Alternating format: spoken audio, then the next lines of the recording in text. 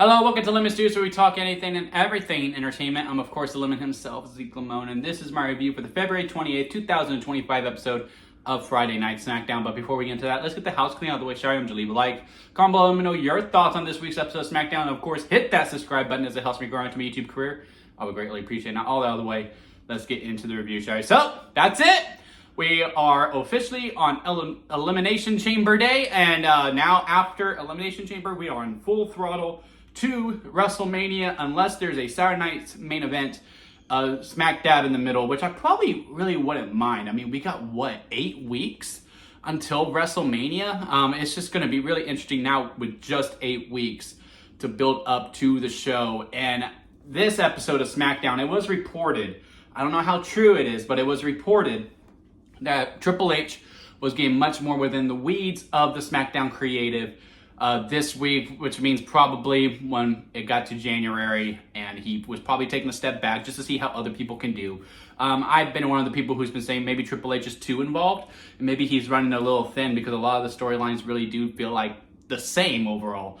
But I will say, after hearing that report and watching this episode of SmackDown, which again, I'm one of the people who can acknowledge, yeah, 2 hours was better. Even though I was clamoring for the third hour, because again, you just get to use more of the roster that way.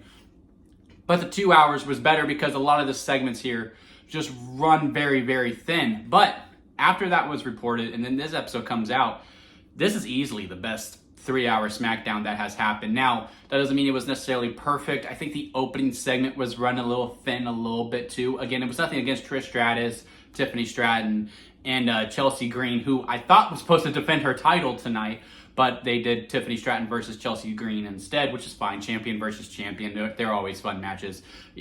Although it's pretty clear it wasn't going to end cleanly by any means, and I think there was a total of 2 DQ finishes on today's show, which, again, I think we do need to address that, or creative needs to address that too. It's like, hey, we do at least 1 DQ finish every week, and we did 2 this time.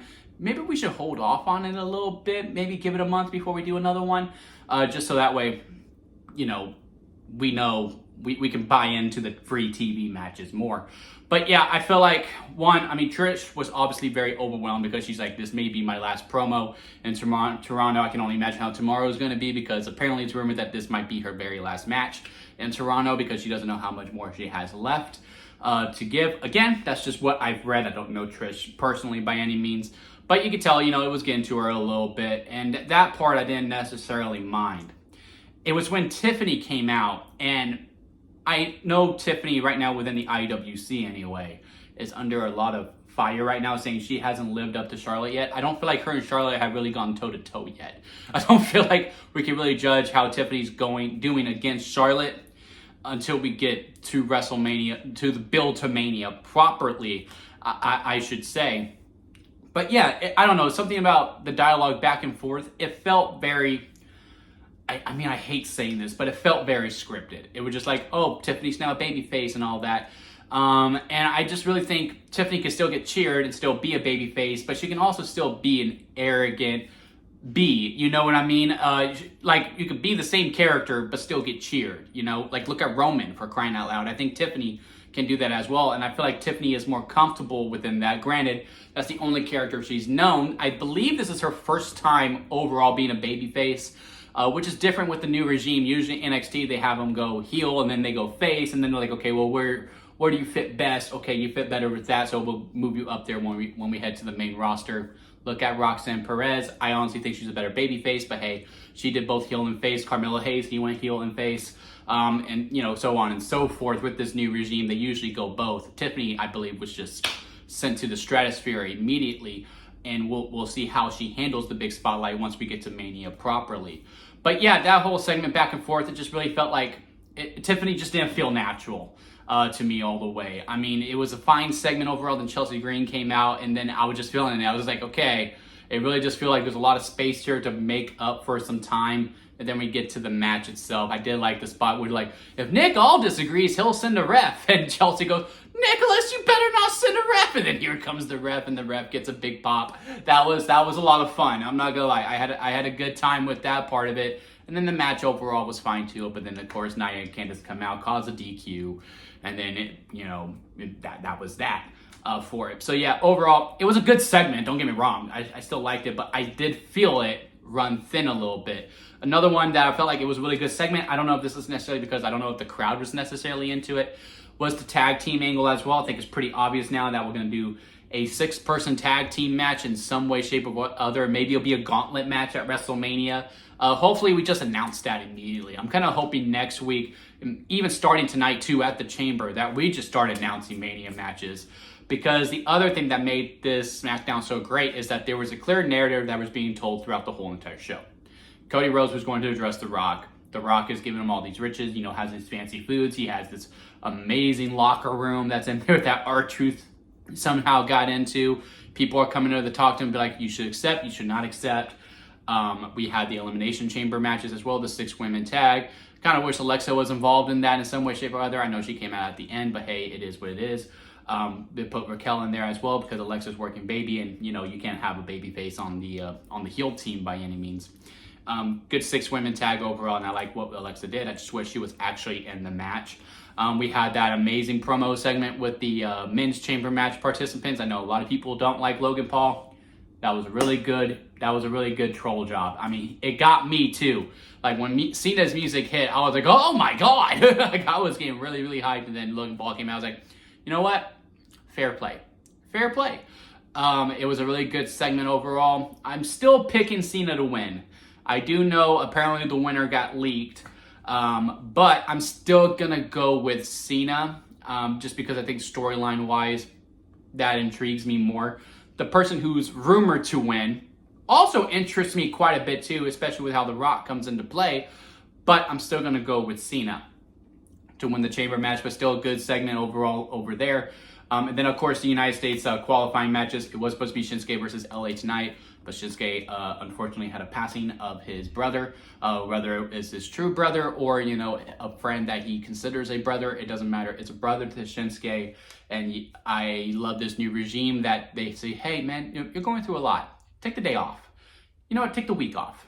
Come back the following week and, we can get back to work then. But some things are bigger than wrestling, and this is definitely one of them. So I was fine to, to prolong it a little bit. Have these qualifying matches. Again, a constant narrative throughout the night with these one-on-one matches that culminate in a triple threat. And it was a lot of fun, too. I think it was obvious LA Knight was going to win because, again, it was originally supposed to be LA Knight versus Shinsuke to begin with. This was just something for LA to do, and also to have a constant narrative throughout the 3 hours, as opposed to just going, okay, I'm just waiting for Cody to come out. Okay, I'm just waiting for Tiffany to come out. Okay, let's see what else, what everyone else has going on through it. So that was it. I really did enjoy that quite a bit. I just think maybe that's the direction we need to go with it. I think Raw does that very well too. It's like a regular TV show, right? There's your A storyline, which was Cody tonight. There's your B storyline, which was the United States Championship, and then the C storyline was everything else that was going on around it. You could say the Elimination Chamber was CA, but all the remaining storylines were plot line C. And I also really like the Sami Zayn and Kevin Owens moment as well. But yeah, the tag team portion of it too. I don't know if there was a disconnect between the audience and them because it felt quiet on TV. I loved every single bit of it, how they were just beating each other up. Again, looks like we're going to have to do a tag team turmoil. Maybe it's a ladder match, maybe it's not. But it's very clear this is the direction that it's going to go. I would have kept it at just DIY, Street Profits, and Motor City Machine Guns. No offense to Pretty Deadly and Los Garza, but, those two, again, are, to me, just filling spots. While I think those three have actual credible threats to actually be the tag team champions at WrestleMania and to be crowned properly there. And also, I just think too many bodies sometimes it just gets too much. Last year's WrestleMania ladder match, it was fun, but it was a little crowded. I think just keeping it to 6 bodies, to me, is the perfect set of it. But yeah, it was a good segment. Again, it just felt like the crowd was a little quiet, and I just don't know if I could have got fully excited of it. It could have been my TV too. I mean, that's very fair. I usually have it on pretty low because I don't want to hurt my ears. But yeah, overall, again, a really good episode of SmackDown. Easily the best of the 3-hour show. Triple H being more within the weeds. Maybe we need a little bit more of that until, whoever is the main writer, whether that be Road Dogg or I forgot who the other main writer is of SmackDown can really take on the reins on their own. And then, then you do that to Raw. And then you go over there and then Triple H just has to get final say on everything as opposed to being heavily involved all the way through. But yeah, after tonight, I think until maybe when they go back to 2 hours, I think Triple H needs to be heavily involved because, again, this was a really, really good show overall. Really looking forward to Elimination Chamber. I still don't know who I have winning the women's. It's between Roxanne and Bianca to me. Bianca losing the tag team title really makes me think she's going to win.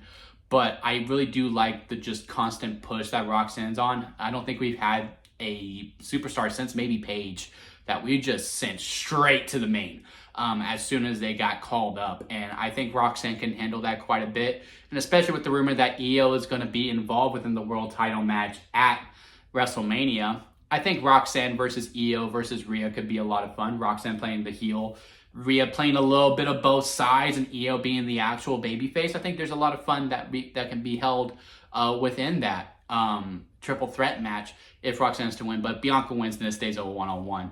And again, I just don't want that match to get lost in the shuffle. So I'm going to be hoping for Roxanne, but I think internally, I'm thinking it's going to be Bianca. But yeah, overall, what did y'all think of SmackDown? Comment below. Let me know if you made this far within the review. Please leave a like. I do greatly appreciate it. And again, hit that subscribe button as we are going to be covering the Elimination Chamber in all of the weeks leading up to WrestleMania. It is the greatest time of the year. I'm really enjoying the road. Cannot wait to see what's going to happen with Cody Rhodes and The Rock. I mean, that was a hell of a segment, even though the noise in the background was really, really annoying from the airport, bringing out the belt with his dad's death date on it, saying Cody's soul. I am really curious to see what Rock's going to do when Cody says no, because I do think he is going to end up saying no. But it's just going to be interesting to see the aftermath after that with how unhinged Rock can be, because this is Knight's final boss. We've seen mean final boss, but now he could probably be even meaner. But yeah, subscribe to see the fallout to that and my thoughts to the fallout. That you can see the fallout to that on Peacock tonight or on Netflix if you're everywhere else in the world, not in the US anyway. But yeah, hit that subscribe button as we talk about that and many, many more here at Lemon Studios. I'll see y'all later.